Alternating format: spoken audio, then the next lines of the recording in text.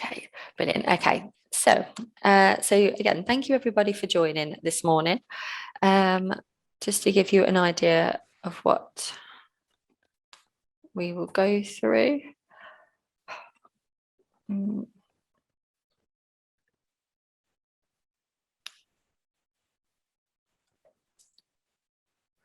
Okay, great. Okay, great. So today, our briefing will consist of an overview of the casual worker process from your perspective as hiring managers, and then following from that, an introduction to the new casual holiday payment. Let's see, why is it not working? Right. So initially, I think everyone's first question is normally who should they contact if you do have some work that you'd like to set up. So our first rule of thumb, I would say, is if it's a student request, then Worklink would be your first port of call. Um, there are obviously, as you can see from this slide, exceptions to this rule. So generally we would say student work to Worklink and non-student work to HR, but there are two exceptions. So the one being student fixed term contracts, we would ask you to approach HR with that request, and also any teaching support assignment requests, they should also go to HR as well. If you do have anybody working as a visiting lecturer or an external examiner working on less than 3 occasions during the academic year, the non-staff expenses form can be used for this payment in place of setting them up in core systems. Okay. So just to give an overview of who to contact. So Worklink and via the Worklink portal should be contacted for any named student casual work requests. So this would be anything up to 13 weeks. Any new student recruitment request in order to advertise the role on our e-student page, and any student casual work queries, and to contact HR for any non-student casual work requests up to 13 weeks, any teaching support requests at all, and any student fixed term contracts. So this is where your student casual work exceeds the 13-week period, then HR will then take over from this point to issue them with a fixed term contract. Okay. Okay, so I'll just go through how you submit a named request. So to submit a named Worklink or HR request, we'd ask you to go through the portal. Both teams do have their own designated portal. So we'd ask you to complete and submit your request within the monthly payroll deadlines, and ideally at least 10 days prior to the start date of their work. This has enabled us to process any necessary admin and get them set up in the system in time. And we would also ask you to attach the manager casual request sheet to your portal case. This will provide us with all of the relevant information we need in order to issue the offer to the casual worker. And we'd also ask you to attach any further additional documentation, so confirmation of financial approval, any right to work documents, and a preventing illegal work form if this is necessary or helpful to you. So just to take you through the named recruitment summary really of the whole process. So initially you would identify the students you would like to hire for your role. You would then download the latest casual worker request spreadsheet from either the Worklink intranet or the HR intranet. Check whether there is an existing position number already in place. On the spreadsheets, you will see an additional tab which gives you all of the position numbers already in use. So you can search this tab to see if there's anything relevant there for you, or whether you need to then contact HR for a new one if there's nothing on that spreadsheet. Again, there is a designated area for this on the HR portal that you can use to request this. We then ask you to complete any necessary right to work checks.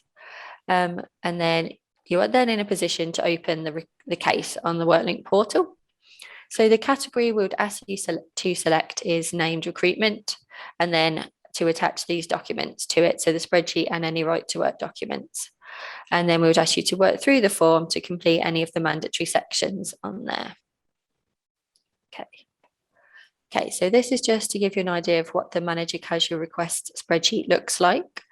So we ask for their name, a surname, an email address, and then the middle section is around the position number. So if there's one already created, this will self-populate.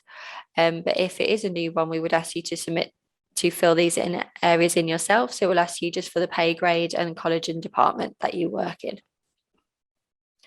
Okay, so for a brand new recruitment request, it's very similar. We would ask you to open a case on the Worklink portal, this time selecting new recruitment as the category rather than named. A member of the Worklink team will then respond to your case with a new recruitment template, which will ask you to complete and return.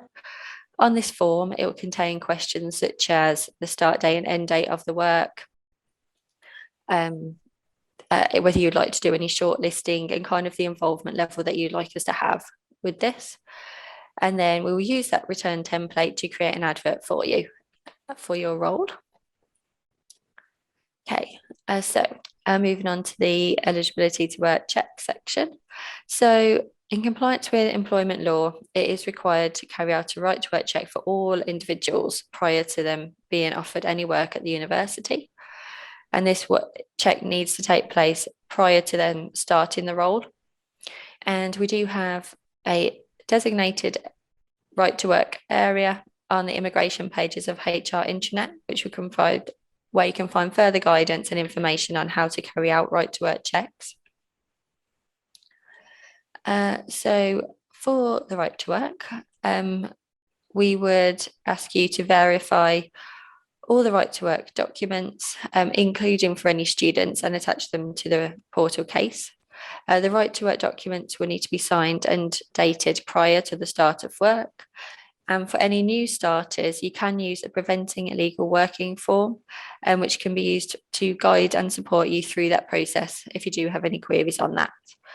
And in line with Home Office guidance, right to work checks can also be done remotely as well as in person at this stage. So just a few extra points about right to work at the moment. So as you're probably all aware, right to work checks can be carried out virtually, and due to the COVID pandemic. And this is continuing until April 2022. I think it has proved very helpful to both HR and Worklink teams that we have been able to do these virtual checks throughout this period to be able to continue placing them in roles on campus. And one further point is just that from the 1st of July 2021, there was a new procedure put in place for any EU, EEA and Swiss citizens, which is where they now need to do an online check rather than just providing their passport. So they will need to complete an online check where the casual worker will then provide you with a share code. The share code is then provided to yourselves, and then you would use that share code to complete a check online on the government website. The links to all of these documents and pages are found on the HR immigration pages, which will be in the useful links document at the end of this presentation. So everything will be there for you to help you through that process. But HR and Worklink will also be on hand with any queries, as it is fairly new process now. Okay, so just to guide you through what the process actually looks like for the casual worker. So the offer of casual work will be sent to the student or casual worker by Worklink or HR. All casual workers will then need to accept this offer and complete a join us form if they're new starters. We do need this acceptance before we can create any assignment in the system. So we do encourage them to respond to this within 3 working days. And we will proactively chase any student or casual worker that hasn't responded with their acceptance. So then once we receive the acceptance, we will then create their assignment in core systems. Okay, so once their assignment is set up in core, a Worklink or HR will then contact the new starters with guidance on how to obtain their username, reset their password, set up remote access, add their bank details, and submit their weekly time cards. We have a lot of support with IT around this area. So initially the username and password are obtained from IT in the first instance, and they'll help them set up a one-time passcode, which they can then set up their own memorable password. Okay, so anybody already on call, we will set up their assignment and then we will send them a confirmation email to let them know what that assignment number is. And we will also let yourselves know as hiring managers that they are set up on call and that they can then submit time cards for their work. Just as a side note, if they are having any difficulties with submitting time cards, you as a hiring manager can support them by submitting time cards on their behalf if required for you. Okay. Brilliant. Okay, so yeah, so following on from the process there are two areas which we would ask for your support in. As you're aware, we do ask for them to submit their time cards and their bank details. And without both of these sets of information, it cannot be paid for any work. So we really would ask for your support in encouraging the casual workers to submit both of these forms of data. We do send chasing emails for the bank details, and they do receive automated emails from core to encourage them to submit time cards on a weekly basis. They're an external company that do a load of teaching on something for but we'll just ask for your support with that. Okay, so as I'm presuming you're all aware that casual workers can only set up for a maximum of 13 weeks at one time on one assignment. On anything requested shorter than 13 weeks, we'll set it with the potential of being extended to 13 weeks. But if you decide you would like to extend your casual worker for over 13 weeks, you would then need to contact your HR recruitment advisor, as the employment contract does need to be issued there. Just to go back, sorry, as a further information about the time cards. Again, we would really appreciate your support, but one of the key reasons for this as well is that time cards can only be submitted 8 weeks prior to the current date. So if somebody misses that, they're no longer able to submit their time. So again, it's just reinforcing the fact that it is really key that they submit on time, for their hours on time, as it does take a lot of background work for us to then have to go back and re-enter in the entire assignment in order for them to submit these hours. So it is just really encouraging them to be timely with their submissions. Okay, so now we'll move on to the next section, which is about the new casual holiday pay process. So this has been introduced due to a statutory legal change, and casual workers will now need to submit their holiday pay in core rather than being paid automatically as part of their hourly rate.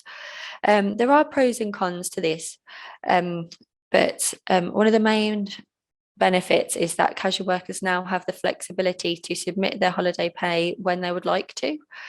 So they can decide if they wish to submit this on a weekly basis, or they can decide to store it all up and submit it at the end of their assignment. But 1.2, remember, is that any annual leave not submitted is still paid to the students. They are not missing out on any pay that they should receive, and there is no additional cost to yourselves. There's no increase in the hourly rate. It's just paid in a different way through core. But I'll stop sharing my screen now, and then Tom will go through this section for you. Hopefully, if I can stop. Let me see. I think, Charlotte, I'm going to try and do my share, and then hopefully this will change. So I don't know if you can see it. I can see it. Okay, great. So everybody else will. Thank you, Charlotte, for the introduction. So my job today is show you practically what taking this casual holiday pay looks like. So what I will be showing is I'll be following steps from the perspective of the casual worker, and it will involve submitting an absence just like any absence on core. So if you have already got experience in submitting your own annual leave or maybe other types of absence, then it will be it will look very familiar. There are a few caveats which I will talk you through in a minute. So I am doing it from the perspective of the casual worker, but obviously if you also happen to be the casual worker's line manager on the system, then you also have the ability to submit that on their behalf if you want to. It's not something that I would necessarily recommend because obviously it just increases your workload. And given everything that Charlotte mentioned before, that the casuals have the power to do it themselves, and also even if they don't, then they will still get paid out all of the hours that they've accrued at the end of their assignment. I think there are these safeguards put in place that I think will make it hopefully a lot easier. So what I will do is I will navigate to the absences area. So we click on show more, and I like to navigate through existing absences. There is the add absence button, which you can also use, but I like existing absences because I like to see all of my submitted absences. Now on this particular account, there was nothing.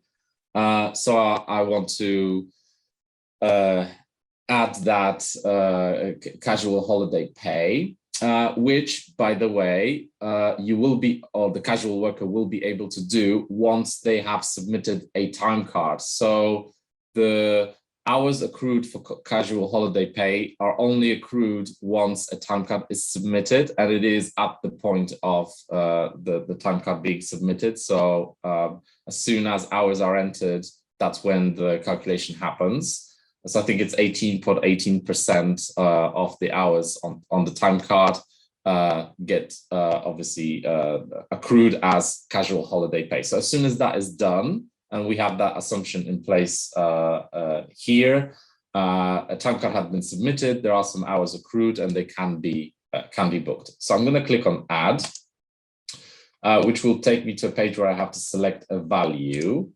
And the new value that we have created for this purpose is going to be called casual annual leave hours. So that is the new type of absence that casuals will be able to see, but also you as managers, if you do it on behalf of your casuals, that option will also be there. So that is the one that I'm going to select. Then if a casual member has multiple assignments, then there is going to be a business title drop down, which I'm going to click on, and depending on which assignment is the one that accrued the hours, so this is the one that we need to select. Now, obviously, in this case, actually, in this particular case of this particular person, both of these assignments are casual, and it could be that they have worked as a teaching fellow on a Monday and a Tuesday, and then general admin on a Thursday and a Friday, and they've submitted a time card with both of these. Both of these assignments will have their own separate pot of hours to take.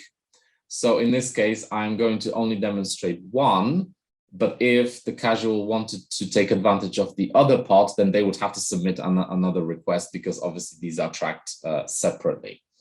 So in this case, it's a teaching fellow. And this is where the caveats start. So what will happen is I selected my assignment, and on the right-hand side, I have the absence type balance displayed. Now you can see 0.91 here. If I took, in this particular scenario, the 0.91 and entered it into the hours box and tried to submit it, the system would give me an error, and it would tell me that I have submitted over my allowance. And I've sort of hovered my mouse over the figure. And the reason why I did this is because I know that this is just a rounded up figure that the system is presenting to me, but the real figure behind this 0.91 in this particular example, it's actually 0.909. So if I was to enter 91, then obviously 91 is more than 909. So the system will give me an error. It's a kind of you can call it a feature of the system. It's just something to bear in mind. In most cases, the figure that you see here, you enter and you will be fine if it's rounded down or if it's exact. But if it does happen to be rounded up, then you need to hover your mouse, or the casual needs to hover the mouse just to see what it is. So this real figure, 0.909, So you might think, okay, so I take this figure and I entered it into the hours box. And the answer is also no. The system will also give you an error. Why? And that is because the hours box does not accept 3 decimal places. It only accepts 2 decimal places. So we've looked at, when we were setting this up, at different options of how to get around it. And there aren't any good ones. So a good rule of thumb to give you would be, whatever figure the casuals see here, if it's not 0.91, they just subtract 0.01 of the figure they see, and it will always go through. So in this case, the right answer is to enter it's 0.90, simply because I now have 2 decimal places that I can enter, and also I cannot go over the real figure. So it just a caveat that you need to bear in mind. But like I said, it's in 50% of cases, the figure will go through. If it doesn't, then just subtract 0.01 and it will go through. Obviously, if the casual is always going to be entering less than the absence balance, then that is okay. That will always go through. It is just that point where it's kind of the rounded up figure creates the impression that there's more hours than there is. And it's just coming down to these fractions. I hope it makes sense. It's just the way that the system works, that it has these 3 decimal places, and we are rounding them up in order to display them like this. So I hope it makes sense. So now I know, oh, okay, it's not 0.90 that I will be entering. Obviously, they will have to select their date first. And the assumption is that they would be selecting a date that they are not working on. So in my example, it was a Monday and a Tuesday and a Wednesday and a Thursday. So maybe it would be a Friday, but for this presentation, I've actually selected Wednesday. It doesn't really matter that much. So that's what I'm going to click. This is where I'm entering my hours. So like I said, it is the right answer here. It is going to be 0.990. So I'm going to enter that in. The system will accept it. And the last step is going to be to submit, which I'm going to do in a second. I'm just looking at the chat. Will the casual be losing out? They may ask this. No, they won't. So obviously there is going to be that little tiny fraction past the second decimal place that they might potentially not be able to take. But at the end of the assignment, all of the accrued time is going to be paid out to them. So yeah, it is a tiny fraction, but honestly, it is a really, really tiny fraction. So it's not going to be amounting to a massive amount. And it's entirely possible that the 0.9 that I will have left here will then be added up to the next week's allowance, and then they might all even out.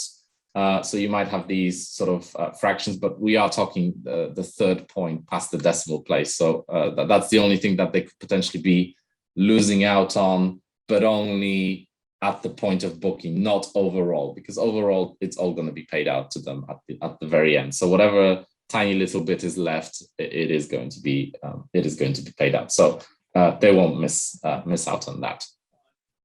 You're welcome.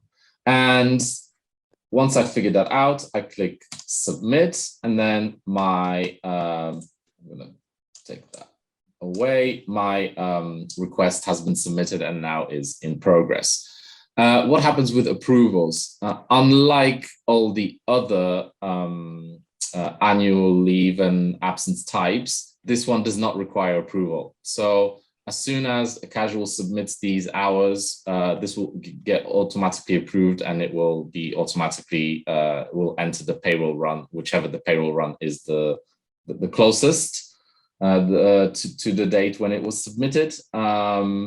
So it's super nice and super easy for them to do. But they do have to go into the system and request it manually, which, like Charlotte said, has its pros and cons. But it does give them the flexibility to request the number of hours that they want to be paid when they want. So just to confirm, if the casual does not submit any absences, the accrued holiday will be paid automatically. Yes, it will, but it will be paid at the end of the assignment. So maximum length of the assignment is 13 weeks. So at the end of those 13 weeks, that's when it will all be paid out.